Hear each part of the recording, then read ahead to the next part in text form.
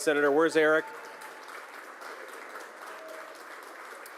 Also thrilled to have Ambassador Carla Sands here. Carla, thanks so much for being here. Let me just talk a little bit about what this election is all about and what's at stake here. Because unless we start making some better decisions, we are going to take the greatest opportunities that God could give any nation. We've got the best people, we've got the best workers, we've got the best natural resources and the most beautiful country anywhere in the world. America is ready to be unleashed. But to do that, we've got to kick out Kamala Harris and bring back Donald J. Trump.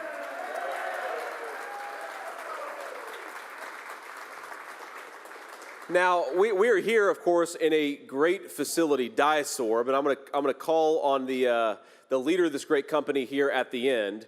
And what I'll do here is give a little bit of a background on why we're here in North Philly, and then I'll take a few questions from reporters, and then I'd love to bring up a couple of local business leaders to sort of bring it home and talk about why we care about these things that we care about. But look, we have a country that is being failed by its present leadership.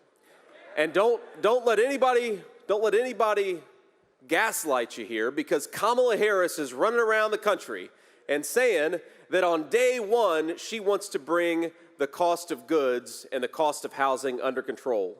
She says that on day one, she wants to make groceries and homes more affordable for American citizens. Well, Kamala Harris, where have you been?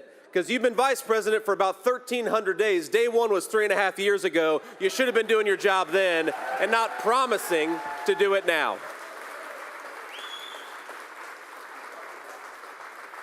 Let's just take stock of the economic record of Kamala Harris. Electricity is up 30%. Food, that's right, food is up more than 20%. Gasoline is up 50%. And this is all because of the policies of Kamala Harris. This is a person who's promising that she's going to fix the very problems that she has been creating for 1,300 days. And now she wants the American people to give her a promotion. My friends, I think it's time for the American people to say to Kamala Harris, you are fired. We want Donald J. Trump.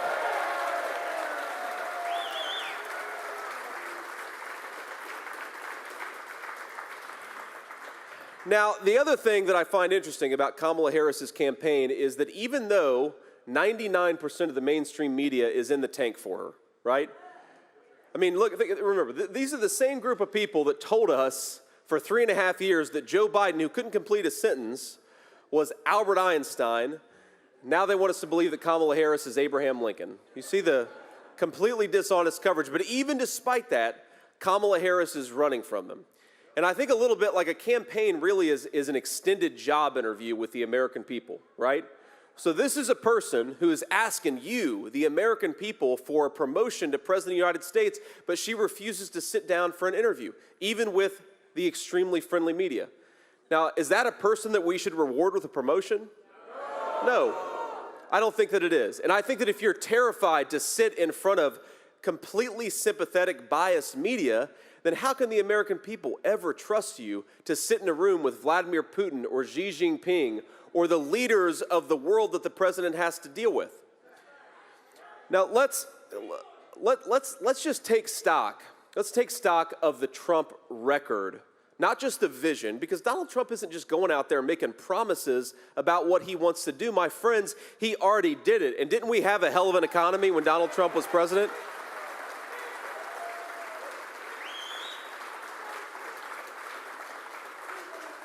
Here's what we're going to do. We are, first of all, going to unleash Pennsylvania energy workers. We are going to drill, baby, drill.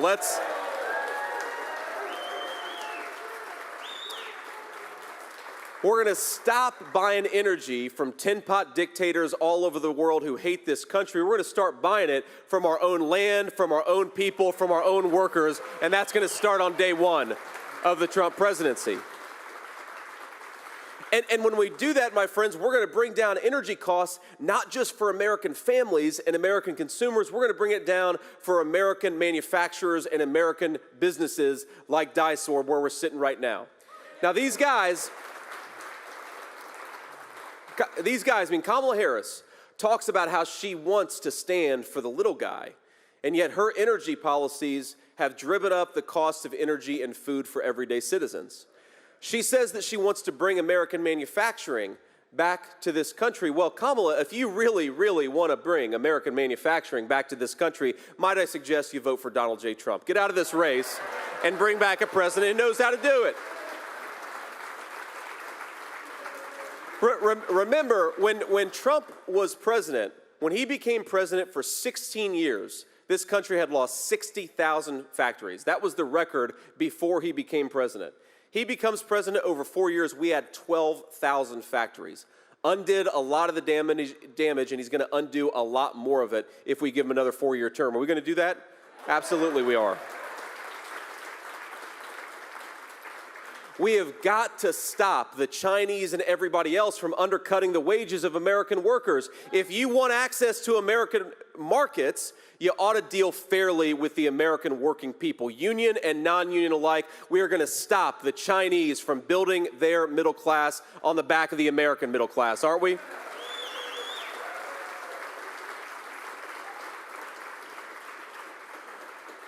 We're going to unleash American energy, which drives down the cost of manufacturing. It also makes it possible for a lot of poor families to heat their home this winter. The thing that bothers me so much about Kamala Harris's policies is that real people suffer when she refuses to do her job. Real people. Ladies and gentlemen, I grew up in a poor family. I remember talking with my mamaw during very cold winter nights about how low could we turn the heater and still be able to live comfortably in our house that night. That's the conversation that American families have every single day when you have a vice president like Kamala Harris who's raising energy prices instead of lowering energy prices. It is a disgrace. I think whether you're rich or poor, if you work hard and play by the rules in this country, you ought to be able to afford to heat your home on a cold winter night. Ain't that right?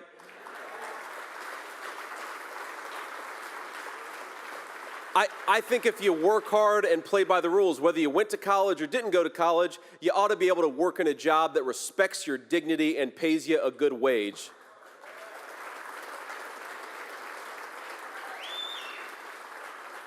And I believe whether you're the owner of a company like Dysorb or a worker in a company like this, you ought to have a president who stands up for your business and your job instead of a vice president, Kamala Harris, who's been trying to tear all that stuff down.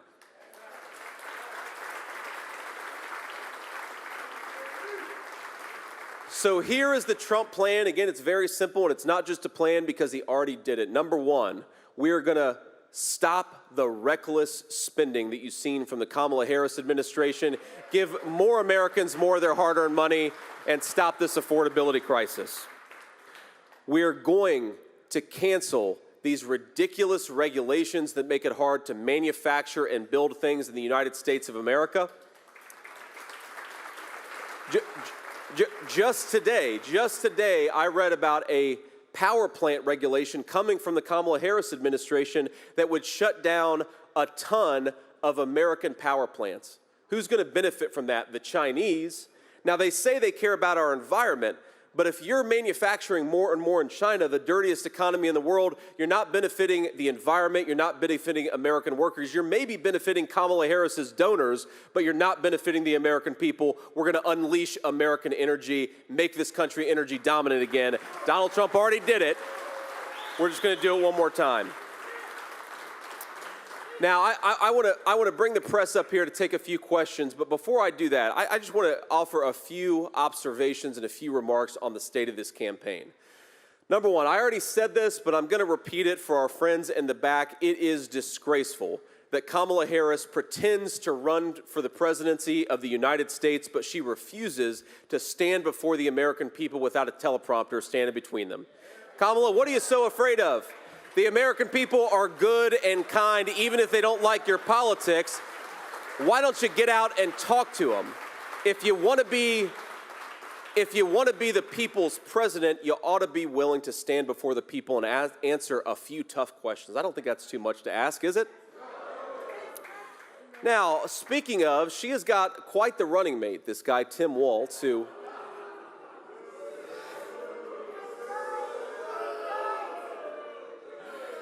Tim Walz, I swear, before but before the end of the campaign, Tim Walz is going to be talking about how he was carrying an M16 through the jungles of Vietnam. But this guy, everything that comes out of his mouth about his military service is at least 25% a lie. And it occurred to me, the closest Tim Walz has ever come to combat, even though he says he carried a weapon in war, the closest Tim Walz has ever come to combat is when he let rioters burn Minneapolis to the ground a few years ago, right? But he acts like such a tough guy, my friends. I don't know if you saw this, but Tim Walz said that he would debate me anytime, anywhere. So he threw out October 1st, a debate moderated by CBS, which I'm sure is going to be in the tank for the Democrats, but who cares? Because I respect the American people to go before hostile media. But when he says he'll debate anytime, anywhere, he apparently didn't mean in mid-September, because I offered him a debate in front of CNN, not exactly friends of me and Donald Trump. And you know what Tim Walz said? No thanks. Because they are hiding from the American people. My message to Kamala and Tim Walz, but especially to the American people, is the American people deserve to be led by somebody who is willing to get out there and talk to people. Kamala and Tim, stop hiding in the basement, get out there and campaign. We'd all appreciate it quite a bit.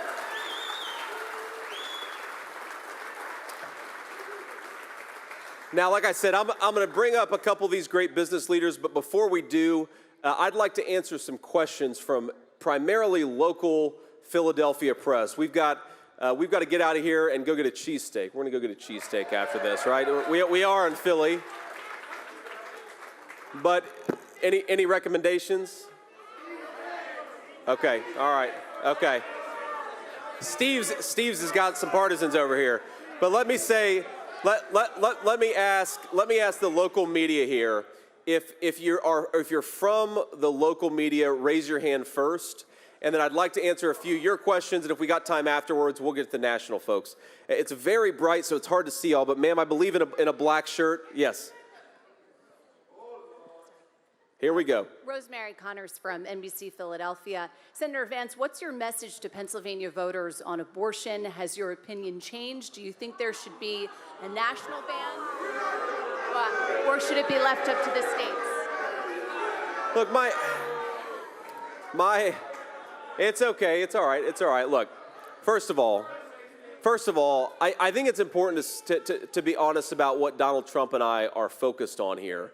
And what Donald Trump and I are focused on is making the American dream affordable again for Pennsylvania families. That is what we're focused on. Look, on the abortion question in particular, what President Trump has said has been very direct. And I think honestly, he's tried to find some common ground in this country that has been divided by this question for 50 years. He said, look, Pennsylvania is going to want to have a different abortion policy from Ohio, which is going to want to have a different policy from California. Let the states decide. Let the people in those states decide. And I think it's important to point out just how different Donald Trump's common sense approach is from our opposition. Because these guys are talking about taxpayer-funded abortions up until the moment of birth. That is sick stuff. Whether you're pro-choice or pro-life, I think we can all agree that we do not need to have American taxpayers paying for abortion at 33 weeks of pregnancy. It's gross.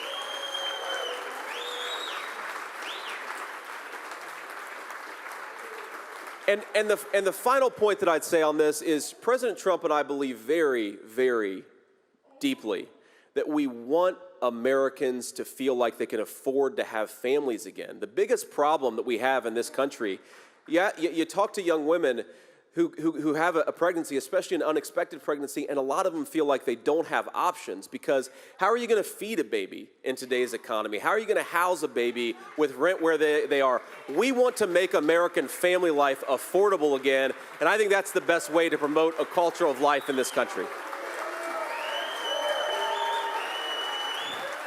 Thank you all. Again, local PA reporters first, ma'am. Hi there, Aaliyah Schneider, the Philly Inquirer. How often can we expect you to be in Pennsylvania, and where are you getting your cheesesteak and why? Well, I'm going to be in Pennsylvania as much as you find people will have me. How does that sound, all right? Look,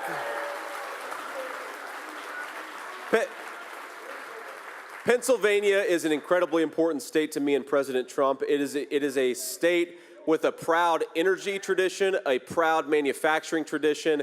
We believe that if we make more stuff in America, Pennsylvania workers and Pennsylvania families are going to benefit. So we're going to be here a lot, taking our message to the whole state, because who wants to make more stuff in the United States of America? Who wants to build more factories in the United States of America?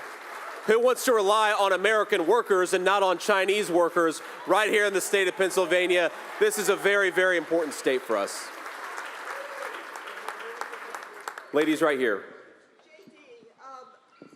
JD, Linda Stein, Delaware Valley Journal. What is your position and President Trump's position on Israel and the Gaza war?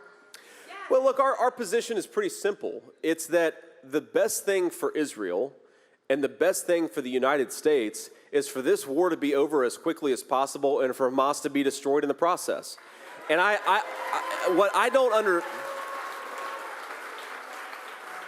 Linda, what I don't understand is you have Kamala Harris, who says that she's really concerned about civilian casualties. Well, I'm very concerned about civilian casualties too. But if you're concerned about civilian casualties, you want the war to be over as quickly as possible, and you want to destroy Hamas's ability to fight. She's pursuing policies that are doing exactly the opposite, prolonging the war as long as possible and not allowing Israel to finish the job against Hamas. It's the worst of all possible worlds. Donald Trump is going to return strength to the American foreign policy scene. And just one more observation about this. This is especially to anybody watching who is skeptical of Donald Trump, who remembers when the American media said that Donald Trump was going to start a nuclear war. Did anybody notice that the country and the world were at greater peace under the presidency of Donald Trump than anybody, Democrat or Republican, who came before? It's kind of amazing, actually, because I remember when all of you, meaning the media, all the media said that this guy was going to start World War III. We are on the brink of World War III thanks to Kamala Harris's leadership. We got to get strong American leadership back in there to bring a little bit of calm back to the world.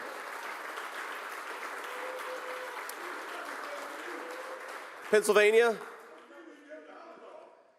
I love this. Who is this guy? We need to bring him on the plane with us. Senator, Yes, on sir. July 21st, Donald Trump was ahead of Joe Biden by 4.5% in an average of polls in Pennsylvania. Today, it's a statistical tie between Donald Trump and Kamala Harris. One, do you believe the polls? And two, if you do, how do you get that ground back? Well, look, I don't believe the polls when they say that we're up. I don't believe the polls that say that we're tied. I don't believe the polls that say that we're down. Our job is to win the trust of the American voters, not public opinion polls. I think,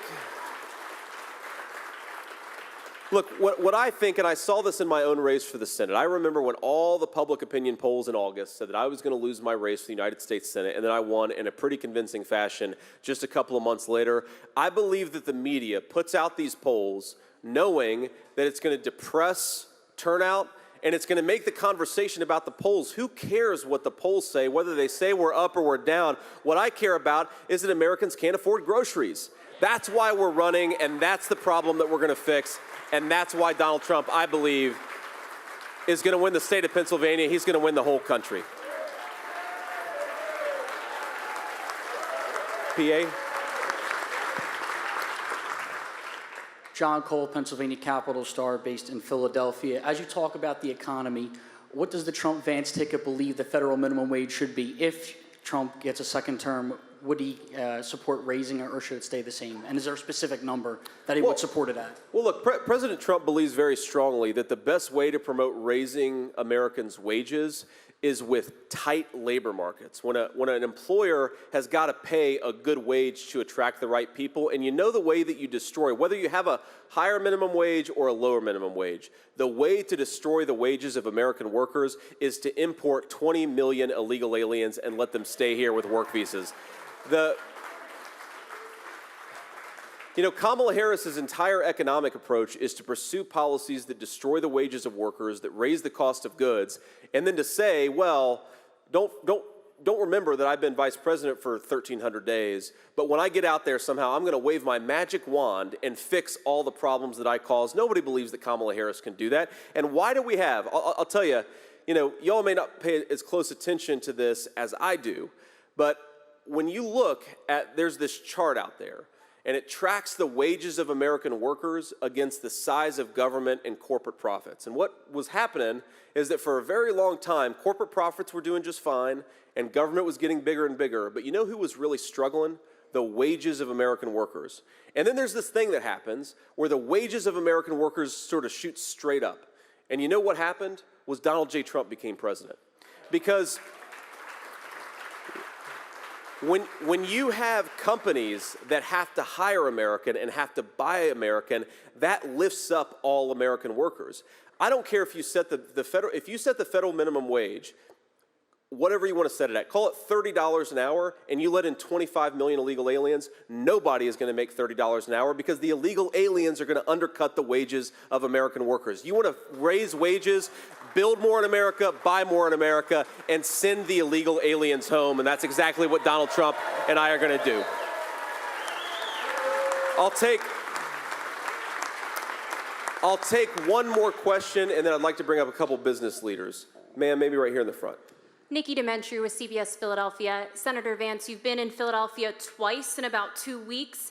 This is a city, though, that is run by the Democratic Party, has been for quite a while. Why do you feel this city is so important for the campaign, and can you win it come November? I think we absolutely can win it. We're going to win the whole state of Pennsylvania and Philadelphia. Look,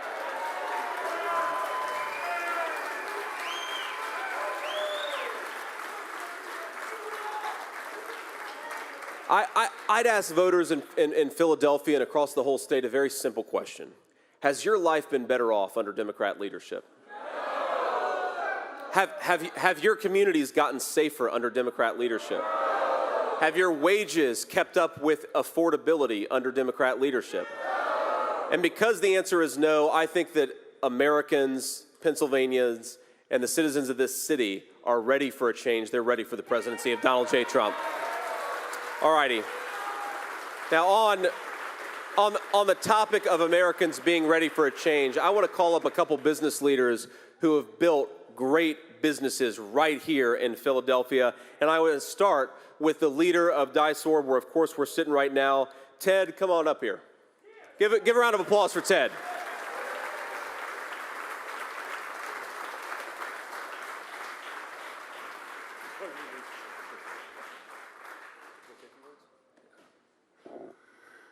Thank you very much, Senator Vance, future Vice President Vance. It's an honor to have you here with us today.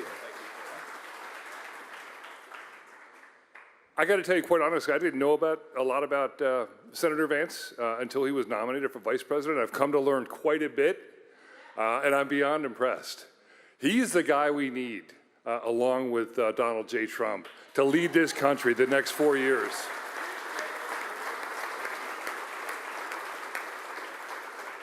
On a personal note, because we're both former enlisted military, I thought I was doing okay myself, but this guy here is blowing me away. So it's very impressive, sir. Thank you again for coming.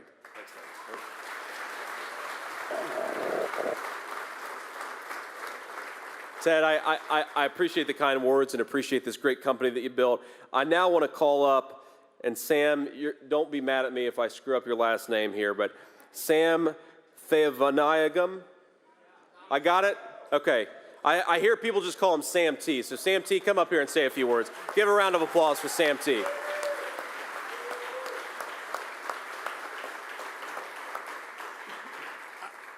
I said to you earlier that what separates me and Senator Vance was butter chicken. Because his wife is vegetarian and of Indian descent. I am of Indian descent. So Senator Vance actually split the script by doing exactly opposite to what I did. But it's interesting that in the last 4 years, I serve as a defense contractor. In the last 4 years, there has been a huge erosion of the Department of Defense, the defense industrial base that actually supports the DoD. And that is a huge issue. With peer threats like China and Russia, we're going to have a huge problem at our hands, and manufacturing is the way forward. Workforce development and making sure that we are investing in our people so that we can increase capability, increase capacity, increase competency, and oh, by the way, we will be confident doing that. The two words that separate me and him was butter chicken. By the end of the year, that it'll be down to 2 letters, VP. All the best, sir.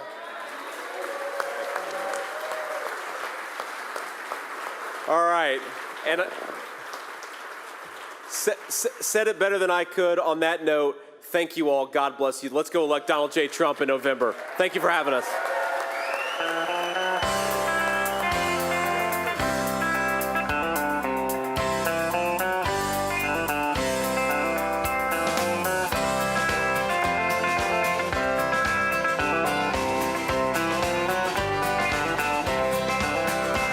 Why don't we liberate these United States? We're the ones who need it worst.